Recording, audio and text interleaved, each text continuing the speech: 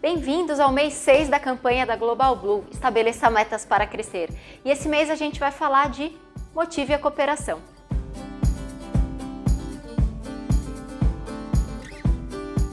Começando, como sempre, pelo conceito, motivar, motivação, se motivar para a ação. Então, para cooperar, a gente tem que ter disponibilidade, tem que se motivar para isso.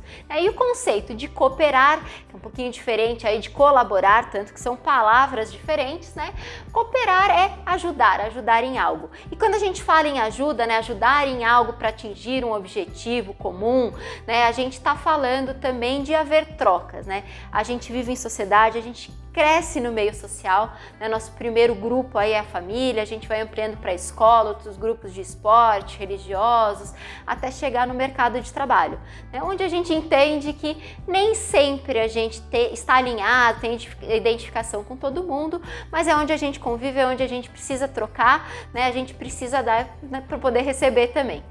É mútuo, sendo mútuo isso é sustentável. Relações que não tem troca, elas não duram tanto tempo. Mesmo que a troca seja diferente, Então, vamos começar pelo mundo corporativo aí, A troca numa empresa, um dá o tempo, dá o trabalho, dá a criatividade, dá conhecimento, E a outra parte dá salários, dá benefícios, São trocas de coisas diferentes, valores diferentes, mas se complementam em torno de um objetivo comum.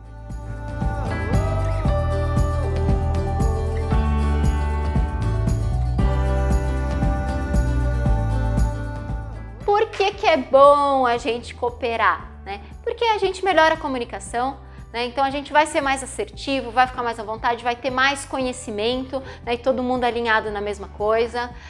Redução de custos, riscos e tempo, Quando eu falo isso, são três coisas que eu estou juntando aí, mas são de extrema importância, Então, menos custo, porque tem menos retrabalho, mais assertividade no trabalho, menos erro, Então, portanto, menos risco, mais qualidade e juntos a gente consegue fazer mais rápido.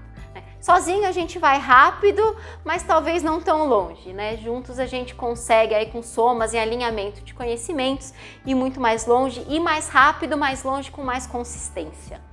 Agrega competências complementares, Competências técnicas, competências comportamentais, Experiência, história de vida, modo de fazer, percepção, Então muitas vezes uma pessoa vai colaborar com conhecimento técnico, a outra vai motivar a equipe, vai alinhar, ajudar as pessoas a se comunicarem, vai mediar, toda a comunicação. A gente espera que tenha um líder que vá conseguir alinhar todas essas habilidades técnicas ou comportamentais diferentes em torno de um projeto que tem um cronograma, tem um custo financeiro e tem entregas. Então as soluções acabam sendo também mais rápidas e mesmo assim com qualidade, com menos erros. E também, alinhados, a gente vai conseguir fortalecer os relacionamentos, Nem sempre a gente consegue um relacionamento, uma identificação pessoal. Quando a gente consegue com o nosso grupo de escola, de trabalho, de família, é melhor, porque isso fortalece mais com outros pontos de identificação. Mas no mundo corporativo, a gente tem no mínimo uma identificação super importante, que é todo mundo em prol do mesmo objetivo. E se a gente conseguir algo além disso, melhor ainda, Então os grupos aí vão se fortalecendo através da cooperação, sendo mais eficientes, trabalhando com mais qualidade, com mais confiança um no outro. Eu posso não confiar no outro como pessoa, mas eu confio como profissional. Isso vai tornando todo o contexto, todo o grupo mais positivo, mais engajado, mais esforçado, sentindo que a gente está contribuindo para algo maior.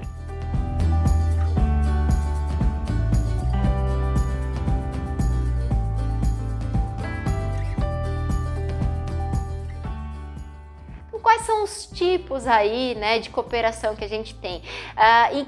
Como que elas acontecem se a gente for pensar no corporativo? Muitas vezes também na vida pessoal a gente pode, transferir essa ideia, de estrutura. Então, acontece em redes. Quando a gente está falando de pessoas conectadas, a gente está falando de redes, e essas redes às vezes têm estruturas diferentes, são mais ou menos flexíveis. Essas redes têm aberturas diferentes, são mais abertas, mais fechadas, Grupos diferentes, quando a gente pensa em departamento, grupos diferentes que se unem mais, menos, se comunicam melhor ou pior.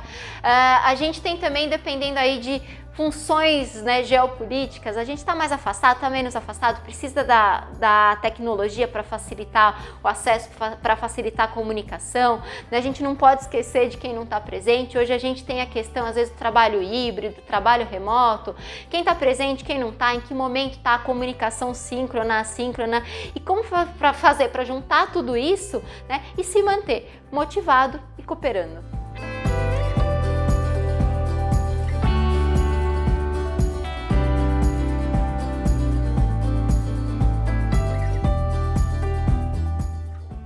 Também tudo isso acontecendo dentro de diversos contextos, né? A gente coopera ou deixa de cooperar, né? Que às vezes não é legal.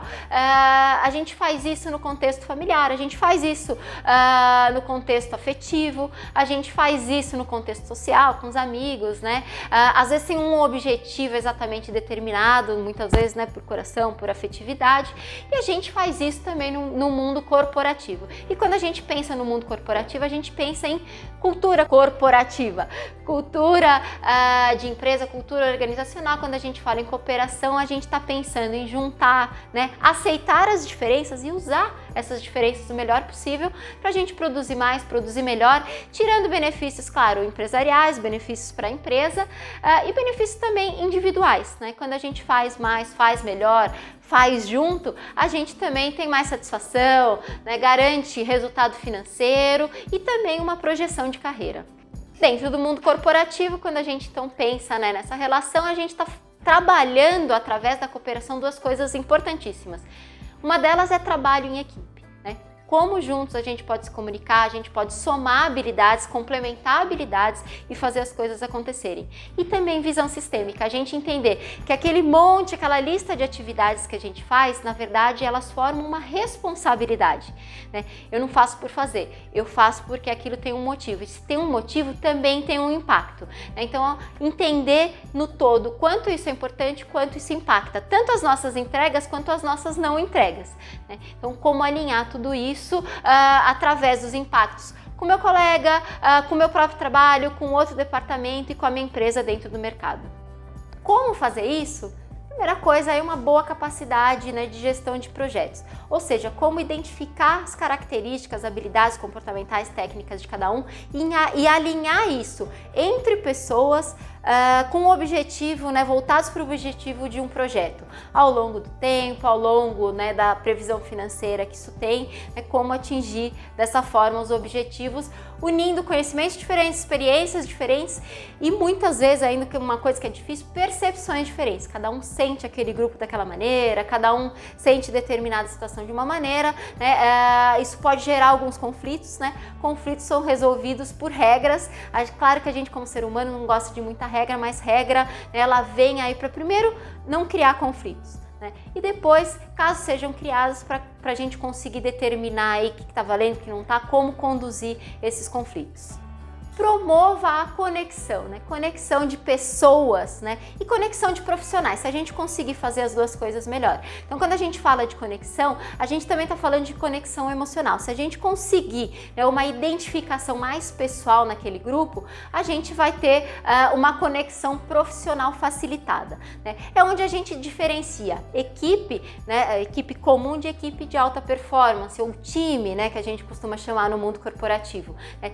Tem um envolvimento pessoal, uma preocupação não só com o objetivo, mas uns com os outros, né? Isso, lógico, fortalece o trabalho que a gente tem a fazer. Fazer acordos com a equipe, então, como a gente falou agora há pouco, regras, né? Regras balizam inclusive os comportamentos, facilitam os processos. Responsabilidade nas tarefas, né? Então, conforme eu falei também agora há pouco, né, a gente não cumpre atividades, uma lista de atividades à toa, né, no nosso trabalho. A nossa lista de atividades, ela tem um motivo para existir. Quer a gente conheça esse motivo, quer não conheça. Então, são responsabilidades que a gente tem com a empresa, com o outro e com a nossa própria carreira. E enfim, aí, né, como fazer uma coisa primordial, tá por último aqui na nossa relação, mas talvez seja a primeira coisa aí de todas, que é estar disponível, querer fazer, né, ter disponibilidade, né, motivar essa ação da cooperação. Precisa querer.